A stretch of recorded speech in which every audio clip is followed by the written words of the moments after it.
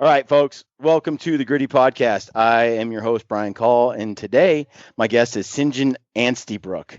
I know it's kind of weird. It's kind of a weird name. This is a Skype call into Australia. What is that name, by the way? Sinjin, where does it come from? So it's a St. John, as in it's actually from St. John, as in it's like a traditional English name. But my parents, for whatever reason, decided to spell it phonetically. I always just pass it off and say they were high at the time of naming me. Because my brother's name's Michael, of all names. So Nice. And then yeah, Anstibrook, is that a common name or it's a hyphenated name, right? yeah. So it's just my two parents hyphenated their name. So for whatever reason, their history goes back pretty far. And yeah, so just hyphenated parents' name, last names. Nice. You and I met online about a year ago, I'd say. Yeah, about that. Yeah, through social, Yeah, through social. in some turbulent times. And Yeah. and we got to talking about Australia and what's going on. And since that time, we've communicated online and over social. And I thought it'd be fun to do a podcast. We've talked about doing one for a while now. Yeah. About whatever. So here we are. Two guys met on Instagram from other parts of the world, sitting down to talk about whatever, hunting, really. Well, that's a nice thing about socials, though, is that like even people across the world with similar interests can connect and have a chat and stuff. Yeah, it really does open the world to somebody. You can get on someone and pick their brain about the country they live in and what hunting is like there. And that's a question I have for you because there's a couple of hunts that I dream about doing. And what are they? They are like anything that has a potential life-threatening animal to hunt, like a scrub bull, or what are those big bulls Water that buffalo? were in that archery video? Water buffalo, yep, And bantang. bantang. Yeah, Like all three of those, any one of them.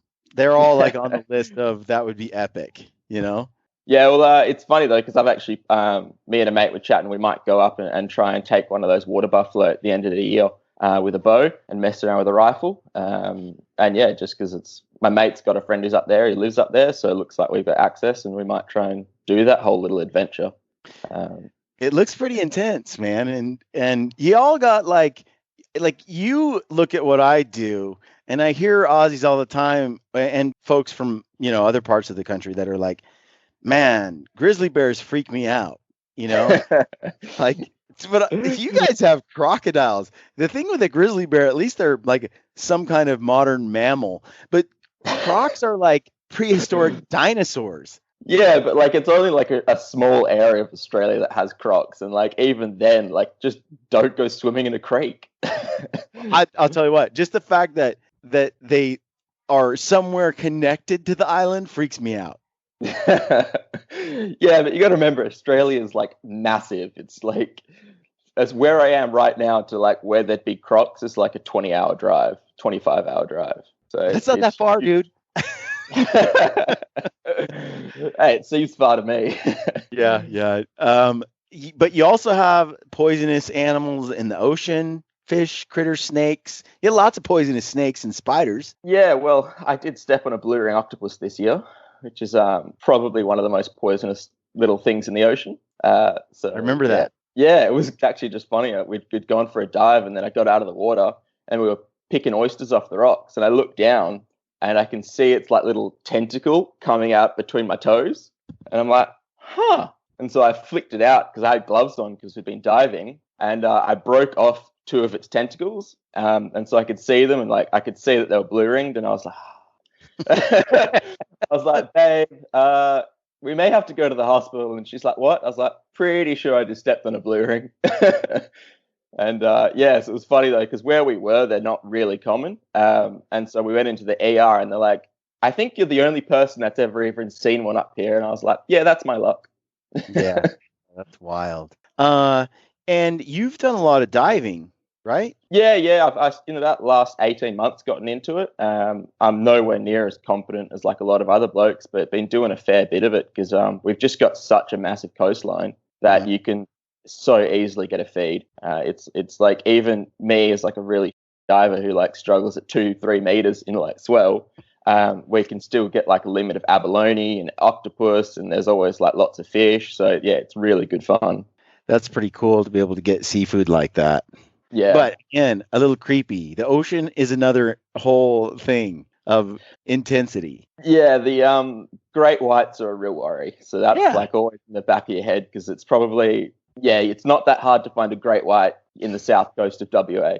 It's they're spotted pretty regularly. So again, we're talking about prehistoric type creatures, like ones that have the tiniest brain in the world, but are just massive predators. They're all teeth and feeding. It's kind of creepy, man. Like they're just mechanically turned on or off. You know what I mean? Those animals. Yeah, it's there's definitely moments where I've like shot a fish and I've been like, I'm getting out of the water, and so but it'd be the same as like if you're hiking with a big hunk of elk on your back and there's grizzly bears around. It's in the back of your mind. So yeah, it's there for sure. I had a buddy who survived 2 shark attacks, and he's on the podcast. One time he was in the low tide kind of area, getting out with his surfboard, reached down, and the shark just bit his arm, bit his hand, and serious damage. And then another time he was dive fishing, and and he speared a fish, and then he swam to the surface to the boat to get picked up, and the boat wasn't there. They had gone off. And so he's got this fish and it's bleeding everywhere, and he's at the surface, and I think it was a bull shark. It just shot up and just bit the fish and his hand at the same time, and he yanked it out, but it severed all the tendons that connect his fingers and because it's like a razor blade. And so then it was bleeding all over at the same time, and he's screaming, and the shark comes back and hammers him a bunch of times. And so, he's freaking out. Maybe the shark was trying to figure out what he was, but then the boat comes charging over, and he got out, and then they had to get him to the emergency, and it was like an hour-long ride. It was a kind of a intense story. Yeah, that's I have zero intention of ever letting that happen to me, but knowing my luck, it probably will. But yeah, it's sharks are a real worry. But then you chat to the blokes down here who are much better divers than me, and they're like, well, you just play things safe. If you shoot a fish and there's a lot of blood and commotion, you just move spots, or so you just, I suppose it's the same as if when you shoot an animal, you don't exactly camp next to the guts and stuff. Right. You don't invite the danger. And the thing is the alternative is not to have the adventure, and I'm not really down with that. So neither am I. I mean, part of what I liked about the bear hunts this year, especially in grizzly country, was, I don't know, the fact that there is that critter walking around. It just adds another level of awareness and alertness. There's just this constant, keenness of mind that you're engaged in, and also, it's just something to behold when you see an animal like that. Just respect and awe. Oh, when I was watching your videos and you were watching that grizzly walk and stuff, and that thing just looked like a tank. There's something awesome about being like, when we partake in hunting and stuff, and you're a part of nature instead of being an observer, and then being like, it just adds another level when you're not the top. You're not the top of the food chain. There's like grizzlies walking around, or there's crocs, or there's sharks. It's just like, humbles you. Yeah, tell me. How did you get into hunting? And you're 25 years old. Yeah. When did you really start? So it was difficult for me. So my parents moved over here before I was born, from South Africa, and my dad used to be a keen duck shooter back in South Africa. But as many Americans know, the good old Johnny Howard stole our firearms, and anything that was basically a semi-auto got taken. So my dad had a beautiful 2-shot semi-auto, and that was taken from him. And so basically that was the end of my dad's hunting. He kind of, when that happened, that stopped. That was long before I was born. And so when I was born, I always was keen in the outdoors, was always fishing. Like, my parents got photos of me in nappies, like carrying a fishing rod. And I was like, I'm going fishing. So I was like, it was just always something that I loved, being outside and doing that sort of stuff. And then when I was about 14, I was really lucky. We went traveling to Europe, and we had friends in Germany who were doing one of their driven hunts at the time. And I got to see all of that, and see the driven hunt, and see the respect for the animals they had, how they processed it. like the whole thing from like beating deer to watching the whole thing happen. And as soon as that happened, I was like, this is something I have to do. Like it just, I could just like feel it. Like I was like, that's just like everything I'd been missing. Like hunting was like something I needed to do. And then I kind of begged and pleaded a family friend of ours who I kind of found out did some hunting. He took me out goat hunting at about 18 or 17 or something like that. And so we went up to some big station country, which is like, I think we went on 2 different stations and they're about 500,000 acres each. So that was about 7-8 years ago. Yeah, about 7-8 years ago. And so that was kind of the first time I got to shoot my own animal, shot a couple goats. I saw some donkeys being shot. We butchered up those. And I was just like, this is awesome. So the day I turned 18, I applied for my firearms license, got my firearms license. And then basically I just started door knocking and kind of trying to get access. And it was a long time before I shot anything myself. But yeah, just once I did and started to have a little bit of success, I just couldn't look back. It was just, gets in you. Yeah. What is it that attracts you to it? How do I explain it? It's like everything's so simple when you're out hunting. You know what I mean? Like it's not all the bullshit of life, all of that sort of crap just kind of floats away. You've got like a singular focus, and that's to provide food. And then once you're focused on that, it's just like everything's so much simpler. It's easy. And then there's such a bigger connection because like I've always loved cooking, and then like the first time I ever shot a roo, it's one of the first times I ever shot something by myself. And then I was standing over this animal. I had absolutely no idea what to do, and just kind of hacked my way through it and eventually butchered up this roo and started doing that sort of stuff, and got to the point where I was kind of butchering it. And like it was like it's so different because I love eating, I love cooking, all that sort of stuff, but the hunt stays with you so much longer, and you have such a better connection to your food when you kill it yourself, and that lasts for such a long time. And it was just like a almost spiritual thing for me that you just kind of you go out, you get your own food, and then every time you eat that, you think about your adventure, you think about that time you got that animal. And that was just I couldn't forget about that, and it just got in me. Where did you start learning how to hunt? Like, that was teach yourself, or did you get a mentor? Were you YouTubing it, watching Meat Eater? Well, I got into Meat Eater like 4 years after I'd started hunting, so that's really helped. But like when I first started, forums were a big thing. So I'd get on forums, I'd ask lots of questions. But that was kind of like, that was really it. Like maybe 4 times I had people like experienced hunters came out with me, and I learned a lot. But a lot of my hunting learning was just basically I'd go out every week, sometimes twice a week, and I'd do things wrong.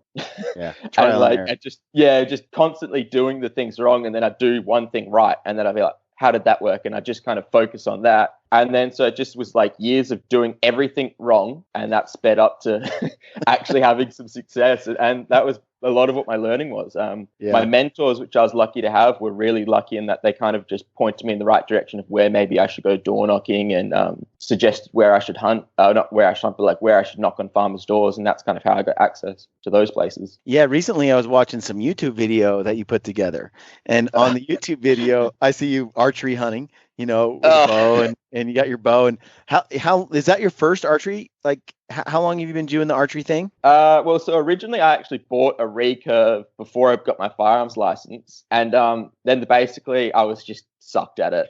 So the minute I was just like, I'm not going to put meat on the table with this. The day I could get a gun, I was like, cool, see you later. I bought a gun, and I hadn't looked back. Yeah. And then like recently I was doing really well and always had a full freezer. So I was like, you know what, let's make things a little bit more difficult. So about 18 months ago, 2 years ago, I bought a bow, got it set up and all that sort of stuff. And I've been playing with it. And then, that feral sheep hunt, which is basically a domestic sheep that hasn't been domestic for a very, very long time. It's like 8th, 9th generation feral. That was the first basically larger animal that I'd killed with my bow. Which was good fun. It. You nailed it. Oh man, I was so nervous. Like it's weird because it was like we'd like done 4 stalks that day, and I'd blown all of them. Because like I always felt like I was a good stalker. Like I'd had no issue getting like real close to pigs, like so close I could have probably just stuck it with a knife. But then I was just on the day, I had so much nerves, and then when I finally drew back, I can't even remember where my pin was aiming. I was just like, don't screw this up, don't screw this up. And then yeah, it went well, thankfully. That was cool. It's neat to see, getting out and trying, because the hunt is more than just bringing home meat. Oh yeah, definitely. The meat is a huge part of it, and if that wasn't part of it, I wouldn't do it. But in addition to it, there's the chase and experiencing the outdoors. But like you said earlier, I think there's something about when you're on the stalk where your mind clears and there is nothing else that enters your mind except for that singular goal, which is all your energy, all your senses, everything are attuned to making that kill, to getting in range and making that kill. That's how we got snuck up on by two bears we didn't see, I saw that. I was like, oh my God, how is he missing this? We had earplugs in because of the muzzle, because here it's a little difficult to get a muzzle brake or to get not a muzzle brake, a silencer. You can't even get one in my country. New Zealand you can, but in Australia, like, don't even bother. It's just not going to happen. Yeah. And so you see it in Europe and you see it in New Zealand, or they're like, why don't you have that? Then you don't have to wear earplugs. And you're thinking, yeah, I agree. But there's some hoops and some issues you got to go through in the States. And traditionally, it's not been the easiest thing to do. And so I haven't done it. And so when you have a muzzle brake, I've thrown on the earplugs and then you can't hear anything. We should have heard that bear. He was 30, 35 yards. I mean, and I don't know how close he came when he went off screen. Like if he was standing 10 yards behind me, I won't ever know. You get locked into the moment, that tunnel vision even, but where your whole focus is on that. And I think you're not thinking about emails. You're not thinking about bills. You're not thinking about chronic stressors of everyday life. Oh, yeah. It's this acute stress that's intense, that's in this moment that I think our DNA thrives on. Unlike the stressors that we normally put our bodies through, which is, did I check all my emails? What a stupid thing, but yet. And so I think that you're trading one type of stress for another. And the stress that comes from hunting is like rejuvenating. It's like natural. It's like what we should. Yeah. Yeah. Well, it's like I always I joke with my friends. I was like, I always kind of look at sport and I'm like, I feel like it's just people do that. Like I'm just like, I see absolutely no interest in any sort of sport. I'm like, why would I do that when I can go hunting? It's funny. Yeah. Because I did love competition as before, where it's like I still loved hunting, but I also loved playing basketball, like pickup games with buddies and a couple more early mornings before work or some city leagues after work where I could compete, shove people around, make shots, just foul out, whatever. Like there's just something about that competition, that body to body, and I loved it. But as I've gotten older and hunted more and more, my interest in sports has really dwindled. It's really not there anymore. I don't really pay much attention. Plus, U.S. sports is bombarded nowadays with politics that I can't stand. Social justice warrior kind of propaganda that I just don't want to be part of. So I've sort of it's going that way in Australia as well. So I've put sports aside. It's not for me anymore. And being outdoors does feel like clean and true. Like it's where I'm the most often. I feel quite alive and invigorated. Yeah. Well, one thing I wanted to say on I noticed you guys always tend to use earplugs and stuff, but we use those electronic earmuffs. Yeah. But the only reason I figured you guys wouldn't use that is because you're probably only taking like one shot or two shots because you got tags and all that sort of stuff. But if we went donkey hunting, we might shoot 7 donkeys in like one session. Yeah. Like that's really possible. And like then it's then it's those are handy because you get to like actually chat to your mate and be like, wait, we're gonna have to talk about donkey hunting because you might have just really freaked out a lot of our listeners. So let's get into that. But before you do that, the earmuff things I have used Grizzly Ears, which is a little electronic earbud that that is like ear protection, and so I can hear when people are talking, and then then it shuts off when the shot goes off, just like those electronic earmuffs. So I have used those, and I do like them. But in the heat of the moment, when I'm in a hurry, you turn them on, you got to get it dialed, and I get busy. And there's other ones on the market too that work just the same, where you can have a normal conversation and then they shut off. Yeah. I've decided if I'm in grizzly country, I'm using something where I can hear. I'm never going to do this again where I completely stop up my ears and I can't hear. Well, and I should do that no matter where I'm at, what hunt I'm on, but definitely in grizzly country, I'm doing that from now on. But let's talk donkeys. What do you want to know? So, I think my audience probably, the idea of hunting a donkey is sort of like akin to hunting a horse or a mule. I'd hunt one of those too. Yeah, well, that's like saying you'd hunt dogs, and I think that we do, we do as well. So it's different though, because like people are probably thinking of like something in a paddock, whereas like those stations that we were on, that we're talking 500,000 acres. And so you're talking 500,000 acres. There's probably 2 farm managers on it, like a family. So there's 2 people on it. And then these were released in like 1870s or something, like 1880s. That was the first time they'd gotten out. So like they've been wild for feral for over 100 years. And there are so many of them. And they taste so good. Yeah, I was gonna say like when I was in Japan, I ate a lot of horse. Yep. And we ate it raw too. Just like we do. It's one of the red meats that's not fish that the Japanese will eat raw. And so we ate a lot of horse, and both cooked and raw, and it's really good. And it never really bothered me. It's like protein is protein.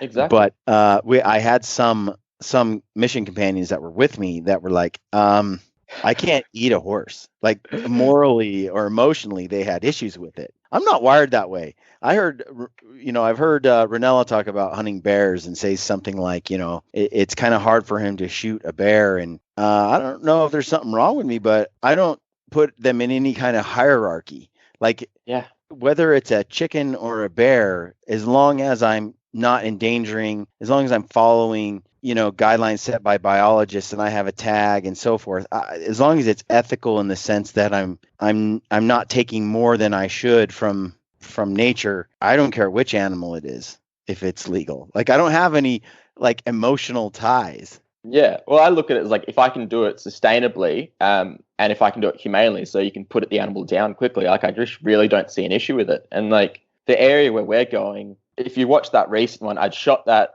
one donkey on the dam and I butchered it. And like when I turned my lights back onto my car, because I put my car next to it for the crane and all that sort of stuff, there were 7 donkeys in my headlights. And I was like, are they cows? And I was like looking at them going, what are they? And then I was like, put my scope up and I was like, oh, they're donkeys, and I just hadn't looked. And so, yeah, and obviously we don't have rules on spotlighting or anything like that. So the government's like, get rid of them. I actually get paid for every one I shoot of those donkeys. So yeah, it's a $10 note every time I shoot one, and if I get a dog, it's a $100 note. Well, you guys have a invasive species kind of or non-native species issue in Australia. New Zealand's facing the same thing, which is an interesting question that I have for you. I don't know how much you follow it or how plugged in you are with the tar couple. I'm pretty plugged into that. It's so difficult. Like what's happened is that you've had a greenie, which is in New Zealand and Australia. A greenie is someone who they think basically they vote Greens, which is a political party, and they hate hunters, and they believe that the best way to get rid of feral animals is to poison them. And so I don't know if you know what 1080 poison is, but it's actually a native plant here in Australia, and it is a toxic as poison. Like it is seriously, it's not nice. For carnivores, it's not too bad. They'll because they can control the dosage, but they'll use it for everything, and that's a pretty. I've seen a few animals dying from 1080 poison. It's not a good way to die. And so that's their idea, is they'd rather poison stuff than have hunters take it. And the lady over there has just gone, even though this supports massive part of our economy, without looking at any sort of science, without looking at any real numbers, she's like their so-called count of the numbers. It was like, oh, we think there's somewhere between 10,000 and 45,000, and we're going to shoot 30,000. It's like, well, how can you shoot that many when you can't tell us what number there are? Right. So she's just decided that she wants something done, and she's ignored the public on it and ignored scientists, and there's no evidence behind a lot of what she's done. She's ignored hunters who have offered to do exactly what they're paying money to do for. Yeah. Just explain this to me. I've actually been in correspondence with the head of the TAR Foundation over there and the Deer Stalkers Association, and I hope I can get him on the podcast soon where we can sit down and have this kind of conversation. But one of the things I don't understand how the greenies come to power. Because I keep seeing, I've heard how they weren't elected officials per se. So well, how does it work? How does that system work? So our political system is that when you go to vote, you vote for, say you got your representation of like a district, so to speak. So you'd vote for that district. And then if one of those wins, then they get to sit in the government in political parties. And the political party that then takes over then is in power. But what happens in a lot of situations nowadays is that you don't have a single political party taking over as a majority. So they didn't win the majority of the seats, which then often means they've got to partner with smaller parties to take power, it's good in the fact that you get more representation. You don't get stuck in kind of your system where you get two parties. Yeah, which kind of is a worry, like if you sit somewhere in the middle. But it also means that the Greens or parties that you don't really want having power can actually gain some control. Yeah, it seems like the radicals, the radical extremist type of parties could end up by accident with a 51% majority or something. Yeah, well, they don't even need that, so to speak. And don't quote me on the New Zealand system. I'm not exactly sure how Eugene Sage has gotten in, but I think it is a minority party joining. Like the government didn't have the majority, so they joined with minorities. And the Greens have been sneaky. Like they've labelled themselves as a greenie party, and like we want to save the environment and we want to do this. But what they're actually they actually end up being a very far left activist group, so to speak. So the same, like they're very social justice, very all this sort of stuff, very anti-hunters, very anti-sustainable use of wildlife, anti-farming, all that sort of stuff. And they hide themselves as a Greens party. So like on the surface, you're like, yeah, I care about the environment. Yeah, I care about this. Yeah, I care about that. And then you dig a bit deeper. So a lot of the majority of voters don't always look at the right, because it sounds good on the surface. Like these people really care about the environment and clean air and nature and all of that. But when you actually look at their objectives, it's more anti-hunting. It's more even anti-fishing, which is ironic because it's like first of all, on the tar situation, it strikes me as disingenuous. And I've said this before in some social media posts. It strikes me as extremely disingenuous for this party to say we're really concerned about the environment, and so we want to eliminate 30,000 tar, bring them down to a zero population, because we care about the native ecology. And if you care about the native ecology, then you would unselfishly desire that the tar all be slaughtered as well. If you don't, they put you into this false dichotomy where they say, okay, either you care about native ecology and you care about these threatened species that were here first, or you care about just hunting and selfishly having the animal you want at the expense of nature. Well, it's the same people that say, you want semi-auto firearms, you must hate people and you must not care about all the people that die from gun violence. It's like, well, yeah, what? Like these it's the same argument. Things are not mutually exclusive. You don't have to have one or the other. Exactly. I don't understand. You can have both tar and also care about the native ecology. I don't think this is an either or requirement by any stretch. And to me, you lost me with your cause. We're okay with 30 million sheep in New Zealand, but you're concerned about 30,000 tar. It strikes me as utterly disingenuous. It becomes a political football. It becomes an ideological goal, which to me targets hunting. And then you could really see it because they went and did their charcoal. And what did they do? They just went out and tried to shoot the oldest bulls possible. That doesn't tell you that they're there to cull or to stop tar. They're there to stop hunting in any conservation group trying to protect tar. They want to destroy it, rip the heart out of it. Because if they kill the nannies and the kids and all of that, but especially since on average, I think they say one bull tahr can generate a mature trophy can generate 14,000 in cash for the economy. Yeah. And so yet you're not going to get that out of an Annie. Nope. And so you have a very, tried and true economic source, by the way, which I would say is gaining in popularity, at least in the United States, but around the world every year. I know. I'm like, every time you do a tahr video, I'm like, it's good, but also like, I wish you didn't share it, because it's like, I've been over there, I've done it. It's like the less people that know about it, the better. I know. I feel the same way whenever I show any hunting video, because as a hunter, I want to keep all my places private and not share anything. As it is, like in the States, I've taken over the last 2 years a stance where I don't really talk about what state I'm hunting in or what area or unit, because I want to focus on how to hunt, not where to hunt. And I really think that's the more valuable lesson to walk away from. And I'm trying to show that it can be done in every state over the counter, and which is primarily what Ryan and I are targeting. But back to the tahr thing, I feel like it's a lie, because if you dig down, you're like, wait a minute, if you just knock down some of those sheep that are eating the area, and then you look at, if you've been in New Zealand and you've talked to local, and you've seen possums and you've seen some of those like those bees or whatever, those wasps, and I don't know what all, but New Zealand is besieged by animals that are wreaking far more havoc than a tahr does. And yet they're given the nod, like your dollars are being spent on this, because it's not about those animals and the future of them.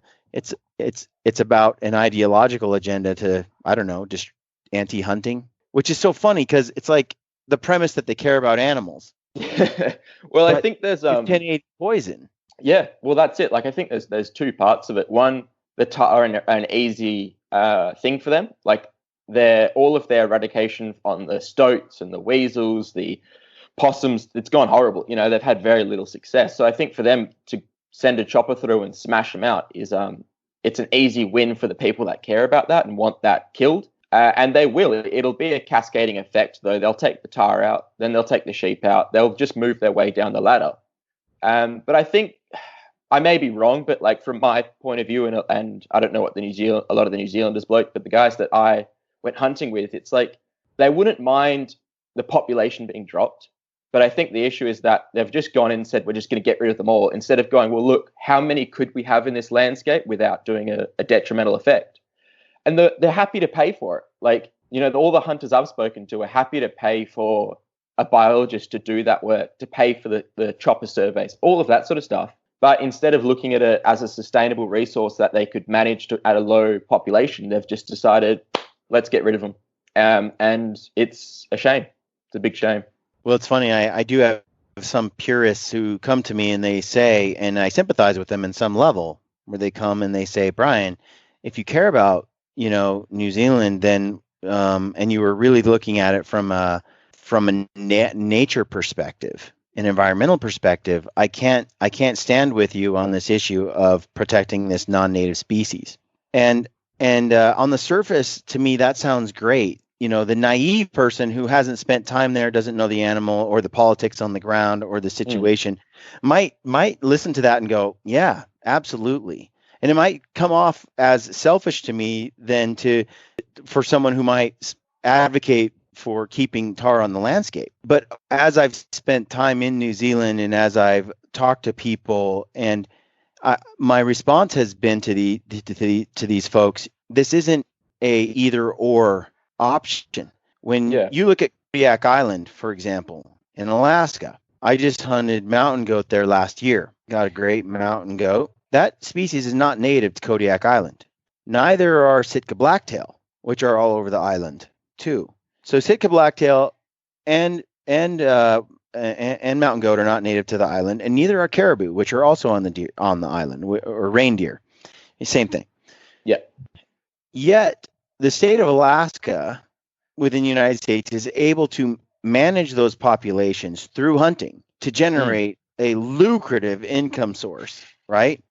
Also feed the local population. You can fill like 3 blacktail tags or 4 or something like that, and in addition to that, there's there's opportunities to hunt mountain goats, which are scarce as can be. But Yeah. because Kodiak Island has such a good population that's being managed, there's an opportunity for people to go there and hunt sheep or goat at a price that brings down the price of goat hunting around the world, because there's mountain goat hunting, because Yeah. there's that population and there's a lot. And so Yeah. something that might cost $40,000, right now you can do for 10 or 12 or something.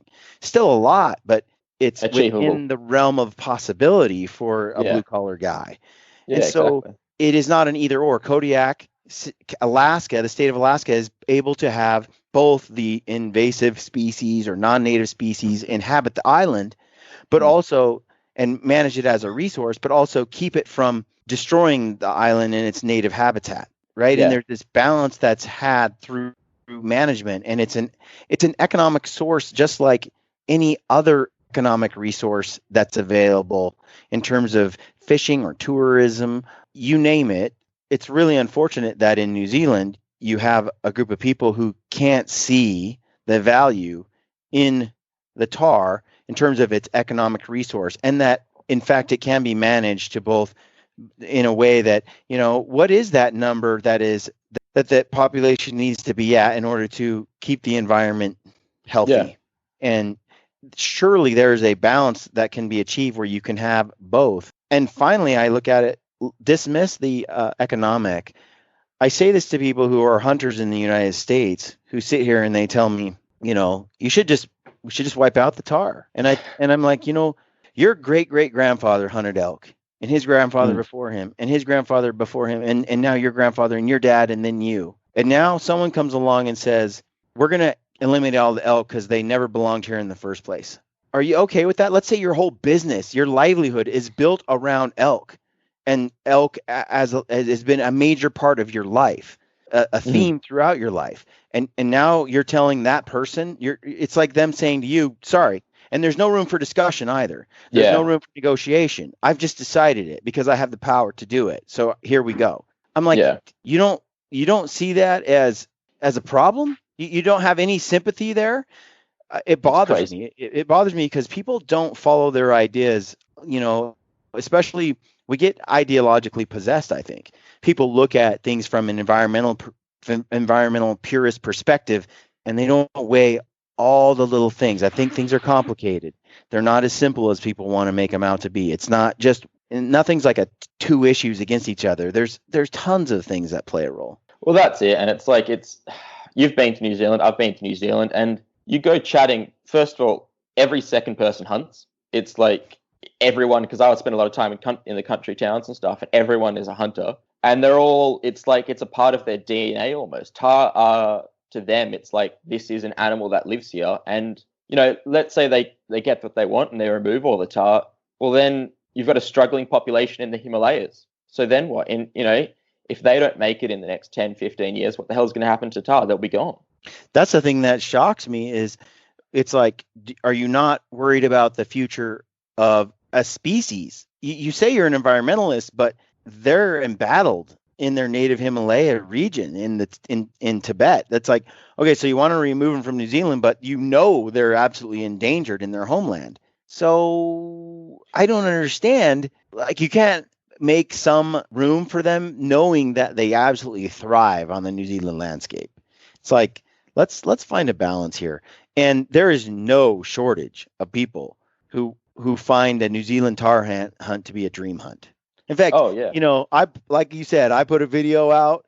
There's a ton of Americans who are dreaming about tar hunt and who went on their first tar hunt, which people get pissed off at me about. But I also feel like, look, those same people are now advocates for the tar. Had I never hunted tar, I don't know that I would be engaged in the process of trying to protect them. I do feel an obligation, having been there and experienced the animal and seeing the people and feeling gratitude for an appreciation, that I feel an obligation to do my part, to donate, to get the word out, and to share for support on that. And it's been inspiring to see hunters in New Zealand come together to try to save the tar. And it's been disgusting to see this blatant authoritarian, totalitarian move by the Green Party. I hate that woman. Yeah, it's just shocking. It's like I don't know. I think, as you know, let's look at this close to me right now. It's that my own state, if deer are classed as a feral invasive pest here, and the government works pretty hard to get rid of them, which I work pretty hard not to get rid of them.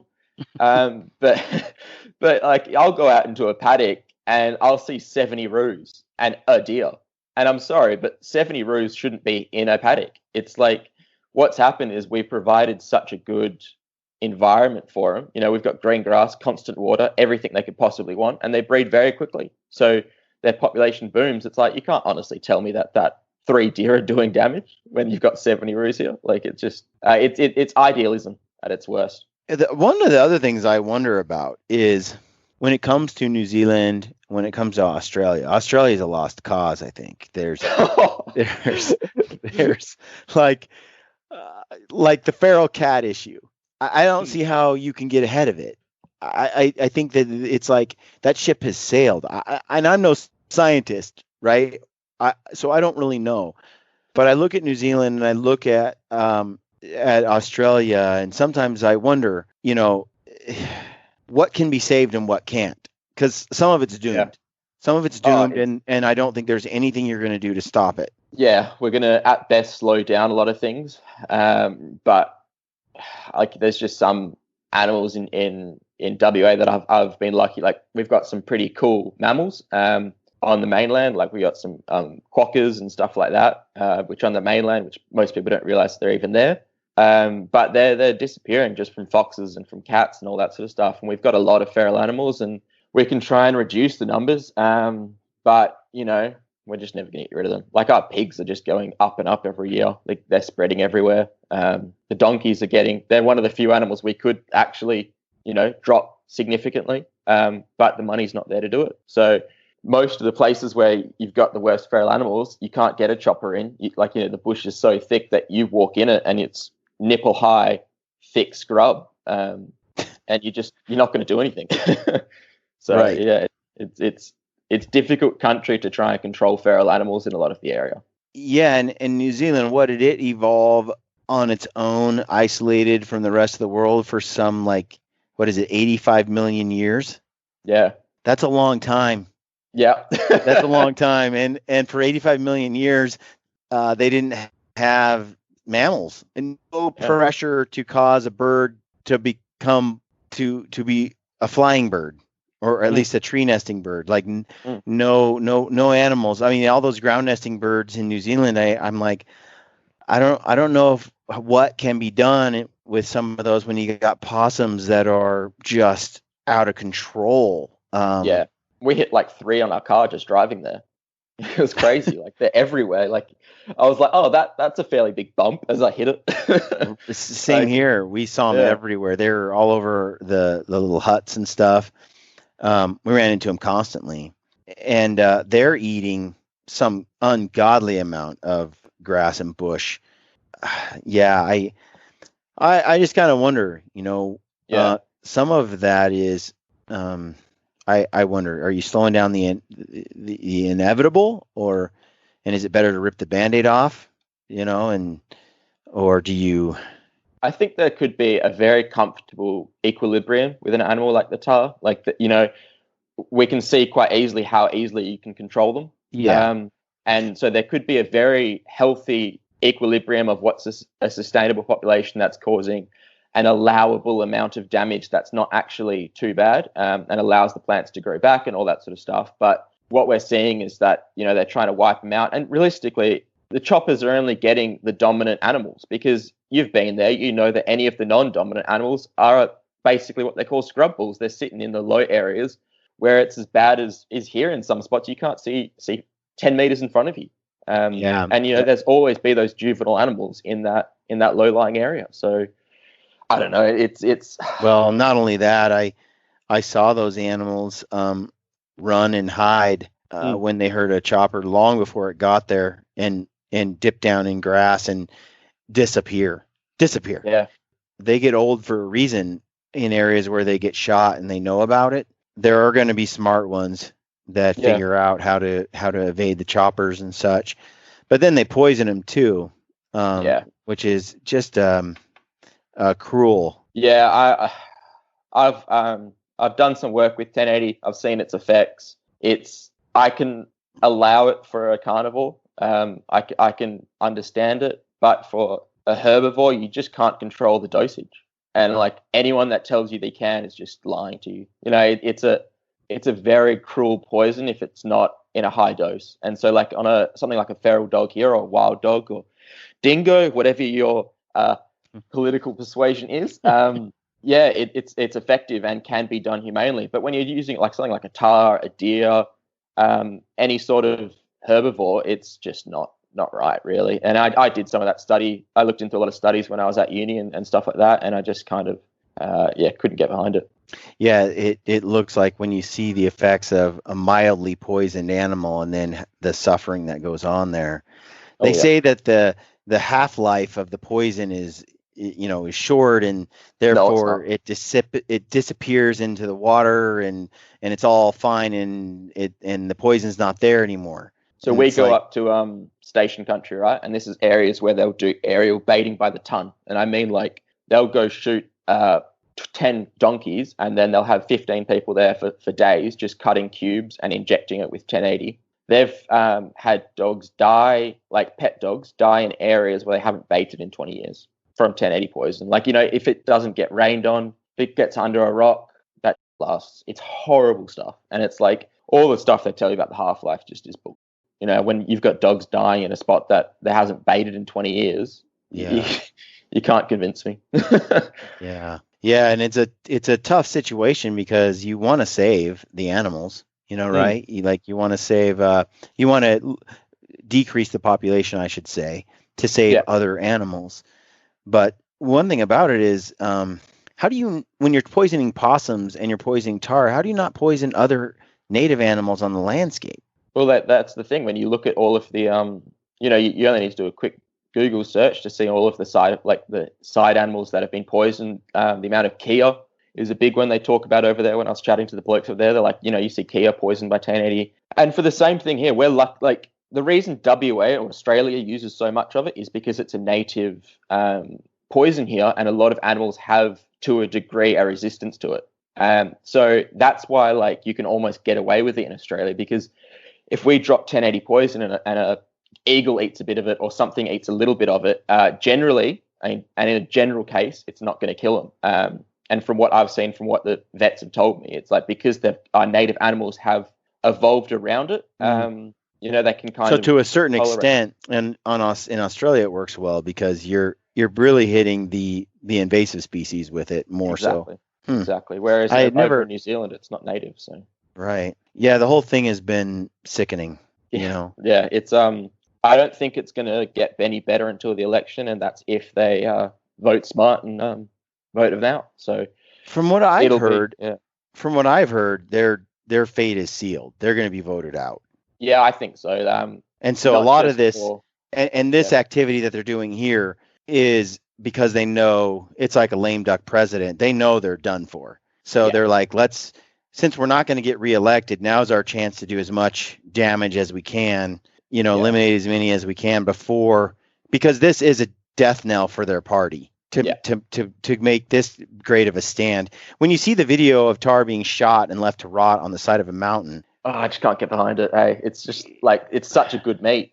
It's such a good meat. It is. Those coats, like, I reckon if they were collecting those coats, people would buy them like the same reason people buy roo skins when they come here. Like, it's such a nice coat and all that sort of stuff. You're talking about $14,000 animal. Oh yeah, times hundreds. It's like this isn't a small amount of money. Like, it's all the money it took for me to fly to New Zealand. Oh right? Yeah. All the money I spent in tourism, fuel, and all that while I was there, restaurants and so forth.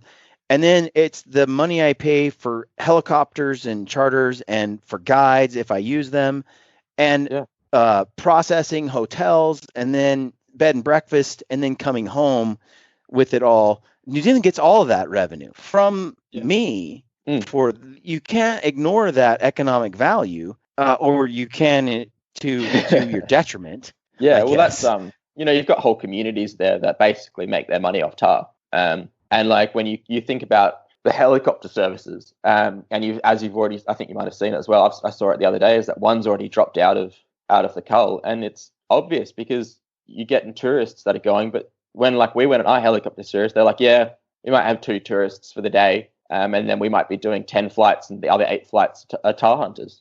So we got flown in and all that sort of stuff, and like we were spending a lot of money, like $800 for a there and back, or 900 Australian. And who's gonna do that now? No one's gonna want to go to an area where the tar have been smashed. What's funny too is this focus on tar by this party. Why is it tar and not why tar, not red deer, not fallow deer? Why is it the tar? Do you have any idea why? Is it the one that's the most accepted to be hunted like that? Well, I don't. I think you'd have to ask the person who's doing it, but it wouldn't surprise me if it's effective, because you can shoot them off a mountaintop, so it looks like you're doing their job.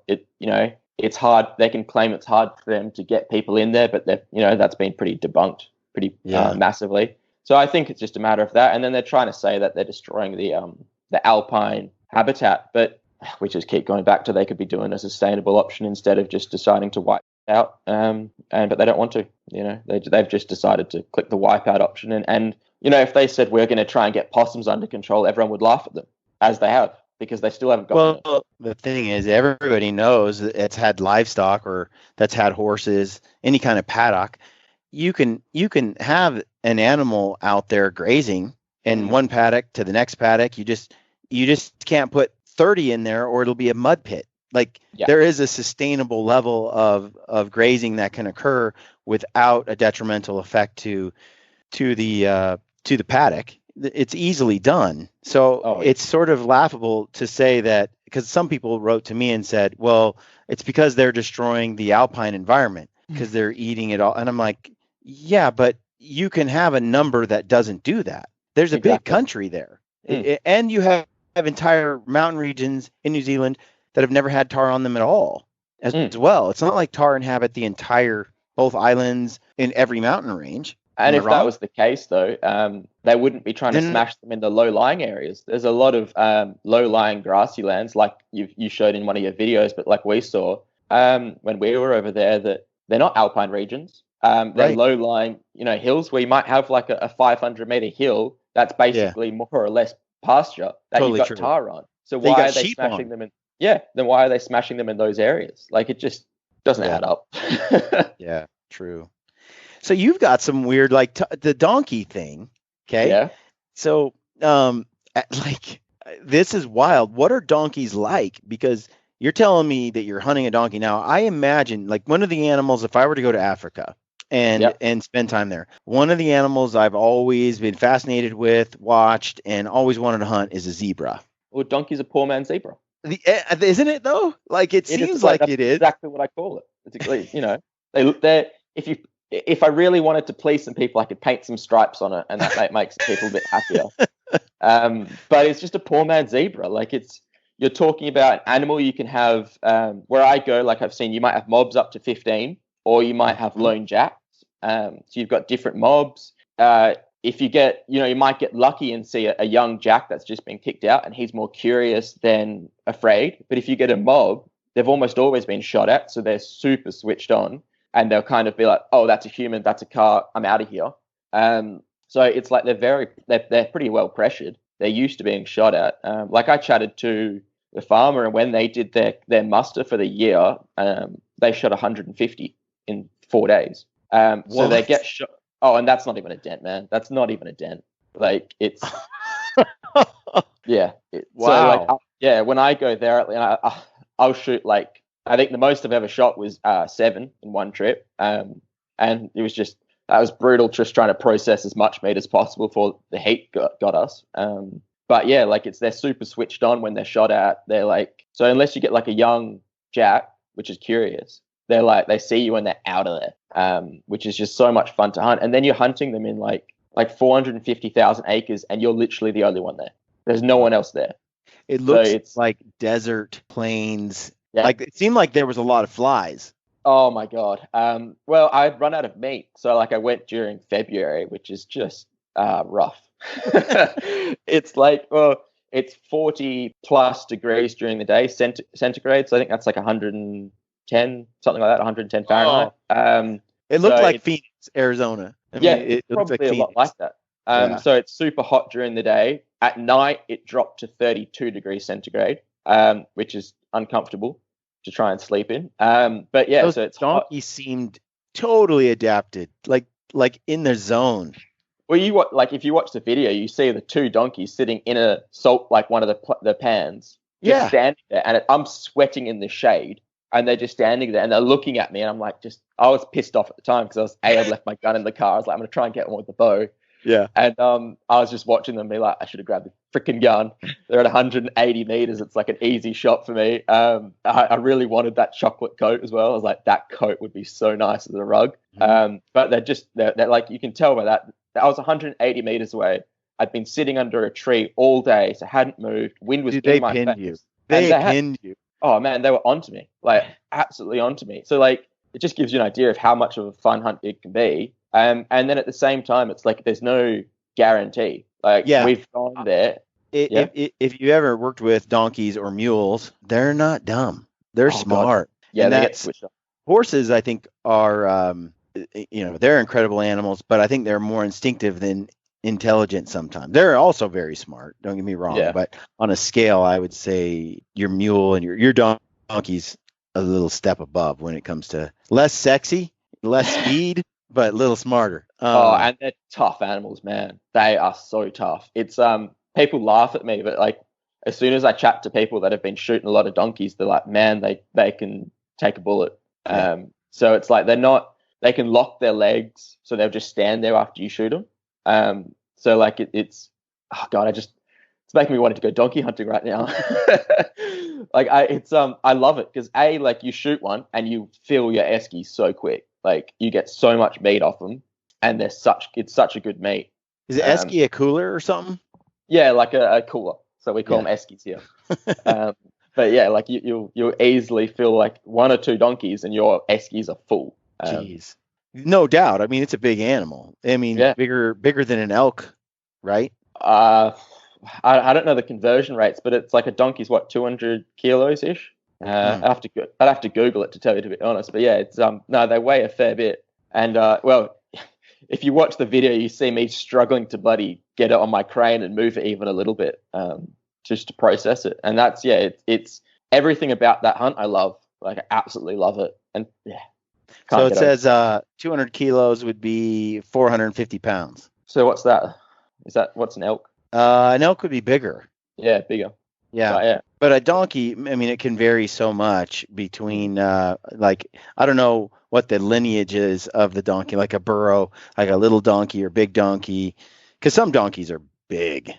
Yeah, well, they grow so quick out there as well, which is they're very well adapted to that feed. Like they've just acclimatized so well to that region, and they grow real quick. Like that donkey I shot in the recent one would have been like 18 months. It's just been kicked out of the mob at the oldest, and it was pretty much full size.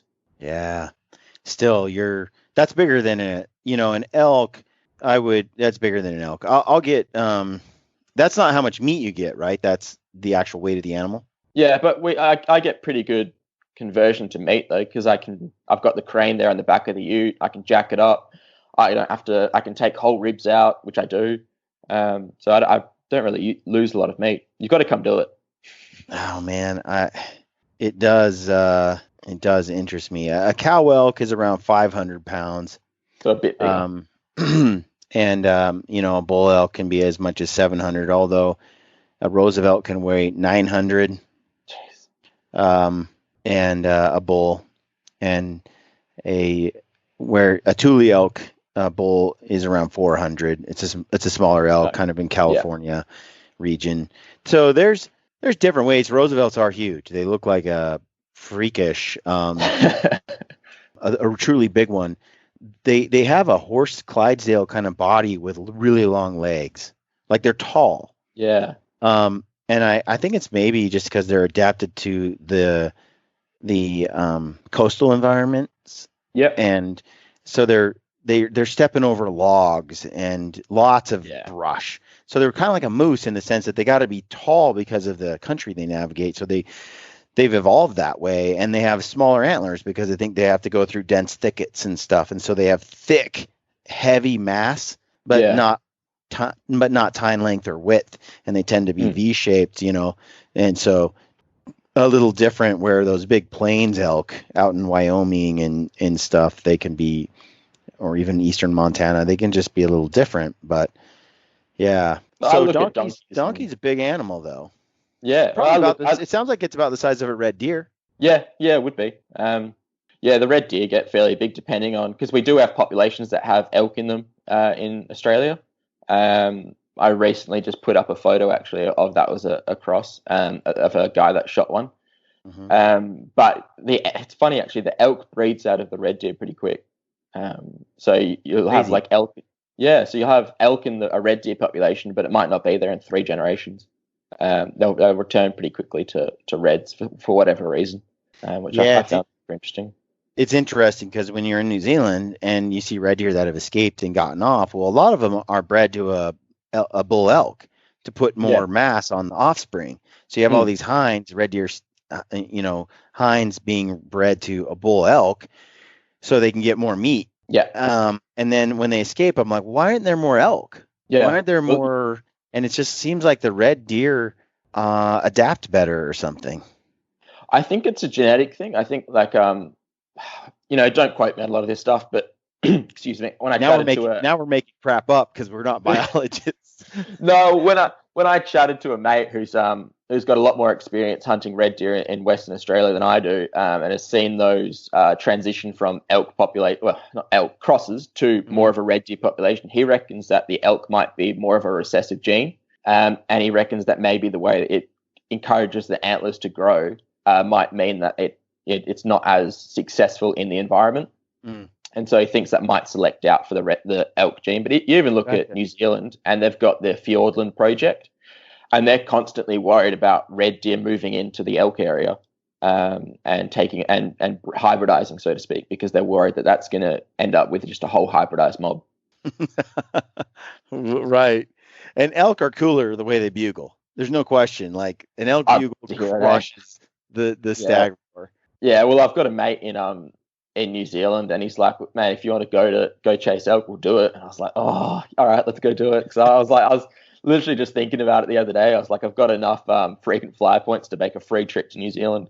So I was like, screw it, we should just do it and go chase some more. I really want to get a chamois as well, so like that's high on my list. Dude, I want to get a chamois too. Ryan's the only one that got one on the last trip, and it's a cool animal. Once I put my hands on it and actually saw one, I didn't have any interest until we took one, and then I was like, no, I want one. This is an amazing animal. So one thing at a time, though. Yeah, I shot my bull taran like the first day we got helicoptered in. Like we hiked up a mountain because we got helicoptered into a bottom hut, hiked up. I managed to get it like late in the day. And then we spent the next 9 days looking for a chamois and didn't get one. Yeah. It was just rough. I was like, just after that, I like have nightmares about them, just thinking, man, I'll wake up and be like, damn it, I need to go. I want to bow hunt tahr more. It just looked like some of that bow hunting for tahr was epic. Yeah, well, especially some of that lower regions that you went into, that'd be very possible. Trying on the mountains, man, out of my ability. On that last hunt, the first part of the hunt we did up in the mountains, and the second half we did in the lowlands. Yeah, and the lowlands with a rifle wasn't even. It was sort of too easy. It was like, man, I need a bow for this. This would be epic to belly crawl through this grass, get to this ridge, and take that bull. And completely doable. In fact, we ended up, after we shot a couple of bulls, which was really just picking a bull. Like there were so many giant, big bulls and stuff. It was like, I don't know what New Zealanders are talking about. Like you go to these epic spots, and yet there's bigger bulls down here in these lowlands that are just there for the taking. Yeah, but they could walk up those mountains. Like, I don't know how much time you spent with the New Zealand boys, but when we went up there, they'd just glide over these like hills. Yeah, like, for sure. They just glide up, and me and my mate were face planting, like the whole hill up, just face planting, and we're just like, how not tripped? Well, I found like in the mountain regions, it was fun. The challenge was present, shooting them with a rifle, especially in the snow and the areas we were at. We really needed ropes and crampons and axes, but hunting those tahr in the lowland, it was made for bows. It was made for bows.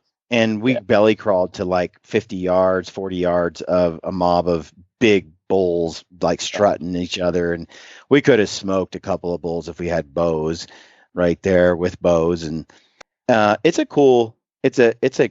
really, I don't know, it's an amazing hunt. But what I was driving at was anyone from New Zealand or Australia, for the cost of airfare and a tag, has the opportunity to come out here into the United States and hunt bears with an over-the-counter tag. Hunt in grizzly country, hunt elk over the counter during the rut when they're screaming. Like it's what we have here is incredible. The North American model of conservation, the animals, the opportunities. It is native wildlife. It's just incredible, and it's not expensive. It's not hard. You just come out and you do it. That's why I was blown away with New Zealand. Same thing, man. I just flew there, and then I drove to a spot, trailhead, walked in, and shot a giant bull. But you want to talk about, like, first of all, I'm desperate to come to America and chase black bear. Like I don't know what it is. Like, I really want, like, especially with those places where you get like 2 tags in the mountains. I'm like, man, I've got to do that. Like, it's just so desperate to go do a black bear hunt. Black bear has started to become spring black bear, especially the hunt that I look forward to as much as elk and deer. I know it sounds crazy to some hunters, but the bear is so underappreciated here. Yeah. So are donkeys. I know all about unappreciated hunts. Totally. We're bringing donkey and bear back. Oh, man, you got to come hunt some donkeys here. But, like, even for all of your American listeners, so first of all, I live in the worst state for hunting. It's very restrictive, hard to get access, like, in that kind of sense of things. But your listeners could pay $60 to get a game hunting license in Victoria, and the public land over there is so good. Like, it's so awesome. Like, I've been over there hunting sambar, which are like a big deer. And oh man, it's so much fun. Like, we literally drove across the country, which is like a 32-hour drive, me and the missus, with our dogs, because you're allowed to have pointing dogs over there. So I used my dogs to hunt. And, like, we found a country town. We hired an Airbnb, so we had like a little house. 5 minutes from the house into public land, hunting in gullies and up mountains and stuff. And there are deer, so many deer. Like, all of your listeners could be doing that in Victoria for $60, like, for the license. Really? And there's no tax. You can take as many as you want. That's wild. Oh, so yeah, like, that's one. Like, you could have all of your listeners over here. You sound like you need to move to Victoria to me. Yeah, like, I do. There's a lot of things I love about Victoria, but then I have donkeys. So, and you won't get me moving away from them, to be honest. So tell me what it is with bantang, because those look freaking awesome. Yeah. So bantang live off Coburg Peninsula, and there's a few spots in Arnhem Land that have them. Mm-hmm. Basically, it's almost, even for an Australian, it's a pretty difficult hunt to do without knowing a Indigenous local or paying money for a guide. So the way a lot of that Arnhem Land works is it's owned by the Indigenous Aboriginals, and so they can allow you to hunt on it if you chat to the elders and stuff. But a lot of the area tends to be already leased out. Yeah, so it's already kind of leased out by outfitters. So it's pretty difficult unless you're going to pay some money for it. But at the same time, like, if you want to go chase water buffalo, there's a lot of locals out there who have access to stations and stuff like that that'll let you come out and chase them. And like, if you don't know anyone, yeah, you got to pay an outfitter. But we chatted, like, as soon as you get involved in the hunting community in Australia, a mate knows a mate, and you're off doing it. Like, especially if you're willing to do swap hunts, you could probably be chasing that sort of stuff. I think I'd rather hunt water buffalo if I had the choice. But those bantang were cool, and the scrub bull looked cool. The scrub bull looked like the most dangerous of the three. They make me nervous. So, like, I've been on a few stations where there's scrub bulls around. Yeah, they make me nervous, more so than a lot of other animals. Like, you see a scrub bull in, like, the binoculars, and you're like, cool, I'll stay away from that. Yeah. Just because, like, they'll they're grumpy animals. Like water buffalo, like yeah, recently a bow hunter got gored pretty badly by one. Mhm. But generally they're not too bad. Whereas the scrub bulls just they want to pick a fight a lot of the time. You know, they're just Yeah, I would say the scrub bull is one of the. Anytime you take an animal that was domesticated and then becomes wild, they have a certain belligerence that an animal that was never domesticated doesn't have. Like a certain arrogance around humans, those domesticated ones. It's like they're a little yeah. more bold. It is something to do with their domestication, and then having them go feral makes them just whacked in the head. Well, like you think about it, like we selectively bred bulls Yeah. to be big and have lots of testosterone, so they're good at breeding, and then they got out. So yeah, lots of testosterone makes some aggressive animals, which is I get nervous around scrub bulls. Not really a lot of other animals. So yeah, you definitely see them, and you're like, I'll hunt over here. So what is a dream hunt for you then? Black bear. Black Yeah. bear's real high on the list. Like I really, really want to do that. But like even just dream hunt, I don't know, man. Just like I'm happy to go back to New Zealand. It's so cheap for me to go back to New Zealand and do a lot of hunting. I'm really desperate for a chamois. Like I'm not kidding when I've had like dreams and I've been like they just taunt me in my dreams. It's just something about them. They've gotten in under my skin. Yeah. What about elk and mule deer? Elk would be cool, but I'd rather a black bear. I don't know. Like it's so different to something I can get here. Do you know what I mean? Like if I want a whitetail, I could go to Stewart Island in New Zealand. Mule deer, I'd have to go to America. But I don't know. Like it's something about that coat on a black bear. I really want one or two. Yeah. Or several. Yeah. I'm right there with you. I've been fascinated by black bears for as long as I can remember. By bears in general, and my dream hunt is grizzly, hands down. If I could find a way to financially justify or come up with a way to hunt grizzly or brown bear, that would be the dream. But what would one of those tags cost you? I think there's still some you can get around 20,000 maybe, but I think they they're around 20 to 30 right now. Yeah. It's a lot of I look at that and a donkey hunt costs me less than $1,000, and of that it's mostly fuel. Yeah. So, and after having hunted some really big black bears, like on Prince of Wales Island, I've killed some black bears that are giants.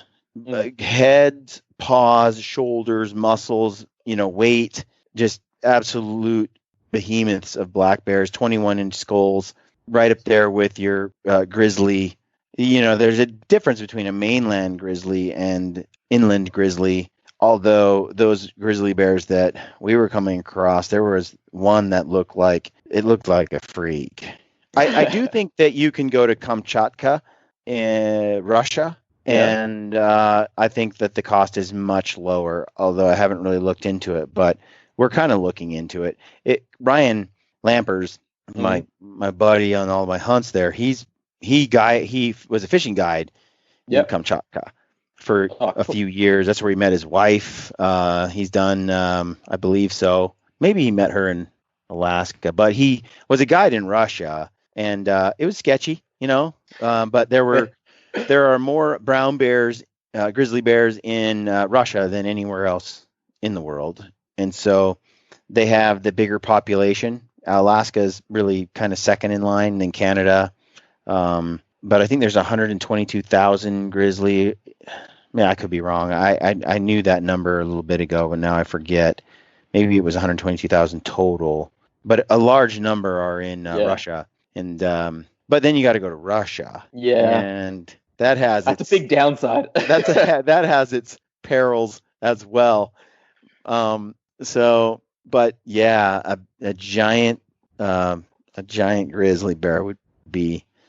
I used to be somewhat fascinated by sheep, or mildly interested in sheep. And still am. Great spot for sheep. Just come over here, and I'll take you out. You can shoot as many as you want. I'm talking bighorn. Oh, you're getting fussy, mate. Like they're both sheep. That's just it. Because when I think about it, I'm like, how different is the sheep hunting experience from the tar hunting experience? Yeah, And the exactly. tar hunting experience is phenomenal for And what it affordable. is and affordable. So why can I really justify the sheep just because it's a different species, but the hunt is, I mean, tar are switched on. They're not like a mountain goat. Like I've hunted mountain goat. I killed one with a bow, one Mm. with a rifle. Mountain goat are not bright. They're But that amazing could be a climbers. pressure thing though. If you like, because I don't know No, how often they get pressured a lot there. they're not wired that way. Yeah. No, no, it's not something they're going to figure out. No, no, mountain goats they'll climb to a higher spot, but Yeah. they don't like tar, they get the hell out of there. They get out of Yeah. Dodge. They go over the mountain. Yeah. They Oh yeah. and I don't think that that's a pressure thing. Even in the lowlands, you see these tar just looking over their shoulder, looking just constantly on high alert. They But they remind are me, pressured a lot in New Zealand, even by hunters and stuff. Like where but they I've remind me of a sheep. When you've seen sheep on the mountains, mountain goat, they don't do that, dude. They just aren't. yeah. They're kind of docile. They're like, look at you, oh, and go back to feeding. They're not. I mean, they wouldn't be hard to wipe out, in my opinion.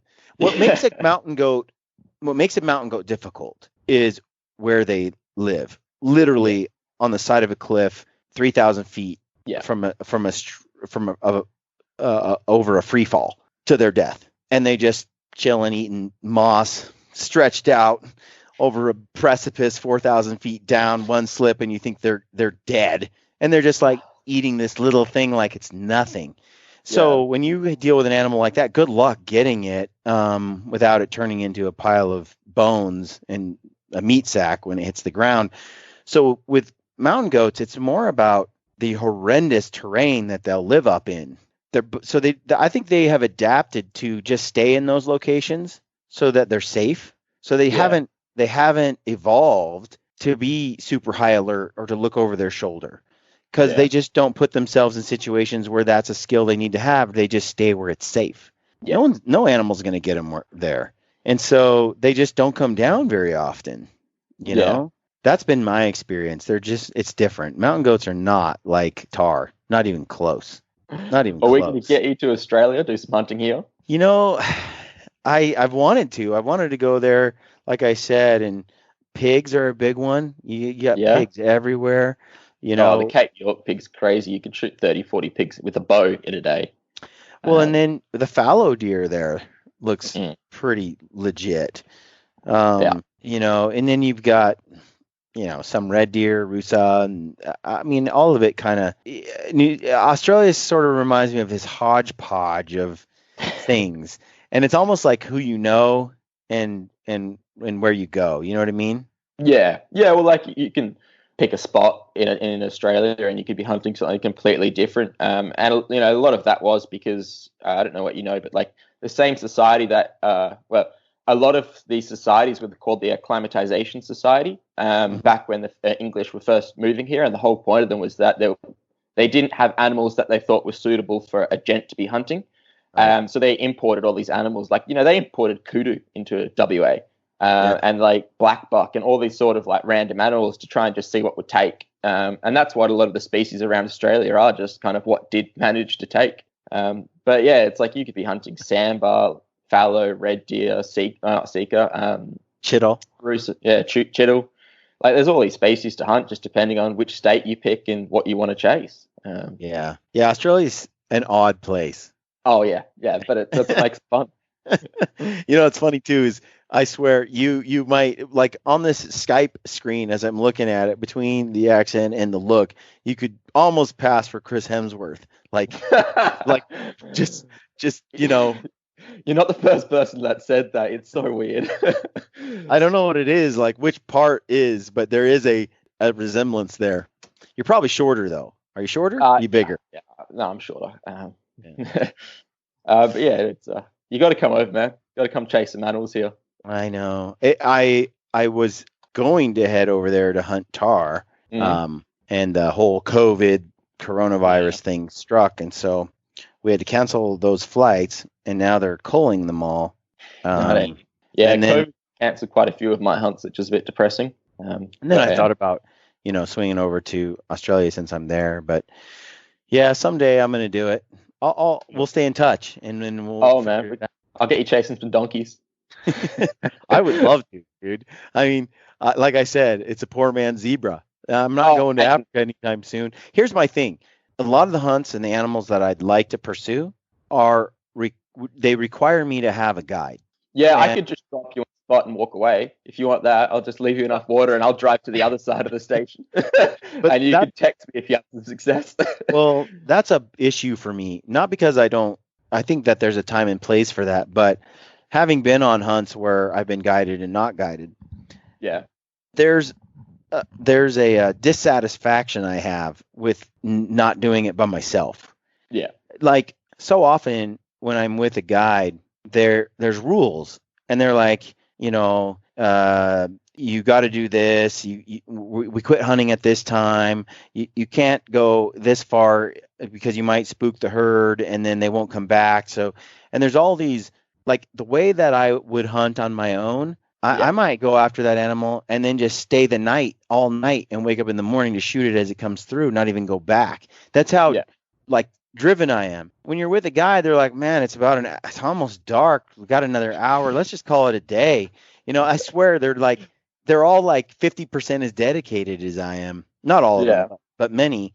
And I just don't like the rules. I don't like the tethers. I want the freedom. And I found like it's not as enjoyable for me when when I got to follow rules. I don't like to be told that I have to wear a seatbelt, use a safety line on a tree or a rock, or use a life jacket in a raft. I don't like it when people tell me what to do, and I don't like it when they tell me I got to wear a mask. I'm just like, screw all of you. Like my instinct is when I'm told what to do is to do the opposite. Yeah, I know that feeling very well. I'm not a big fan of being told. Like I don't like hunting with I hunt with other blokes, but like I'll do that when it's their properties and stuff. I like hunting on my own properties because if I screw up, then it's my fault. Exactly. The last thing you want is to screw up and it's like someone else's fault, and you're like, It's cool when you're hunting with people, though. I don't mind hunting with some guides that are like, yeah, man, it's all you, man. We'll do it whatever you need to do. But I've just found that often that's not what, especially the paid guides, have been like. There's a few exceptions, like my buddy Dustin Rowe. They guided me on a moose hunt in BC. Tanis and Doran were my guides. They were like your buddy. Cole Kramer is another example on Kodiak Island. He has been like it's like you're hunting with a buddy. But there's been other hunts where no, I feel like I'm being told what to do, when I can hunt, when I can't hunt. Yeah. And in that case, I don't want to hunt with you. In that case, find a different client. Yeah. And there's a certain satisfaction I found that comes from doing it all on my own on public land. It's the freedom, dude. It's the freedom. I can't explain it. Like yes, maybe I'll get a bigger animal. Maybe I'll get into billions of this species, on this hunt where I have a lease and I'm guided.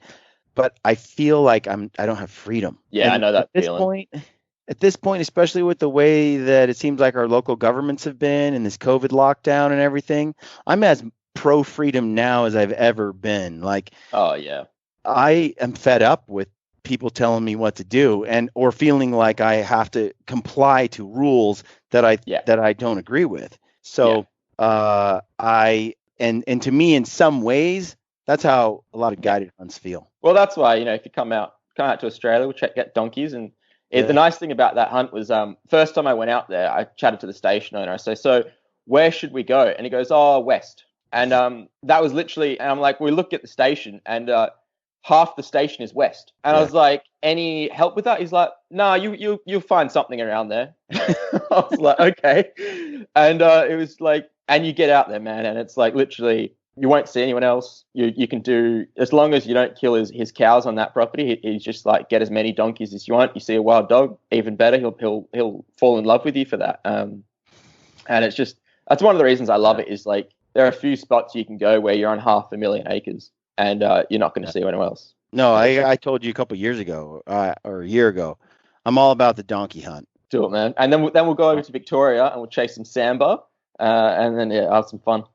I like that. All right. How can people that are interested in following your story? The Aussie Outdoorsman, Facebook, Instagram, anything like that. AUSSI. I think there's an E on there. Might not be. And then that's on Facebook, Instagram. There's a few podcasts out as well. YouTube. If they want to see a donkey hunt, we had to edit quite a large section of that out because the butchering was a bit too full on, and YouTube didn't like it. But just Facebook, Instagram, YouTube, all that sort of stuff. It's out there if you want to get in and have a chat. And I just tried to put some stuff out there to help people in my state because it's hard to do what I was doing, and just try and help out the younger generation as they start doing exactly what I want to do. I was having conversations with a few blokes and they're like, oh, how do you do that? And I was like, well, do this. And then I had that conversation so many times. I was like, maybe I'll just put this out there and that'll speed things up a little bit. It's great. I think it's great. And the more people we can get outdoors and experiencing this stuff in all of our local communities and beyond, it just creates more people who appreciate wildlife, who think about it on the regular, then become advocates for nature and wild places. I just don't think that for the most part, people who don't harvest game from the wild, they don't have the same understanding of conservation, and they don't have that same understanding and appreciation for wildlife that hunters do.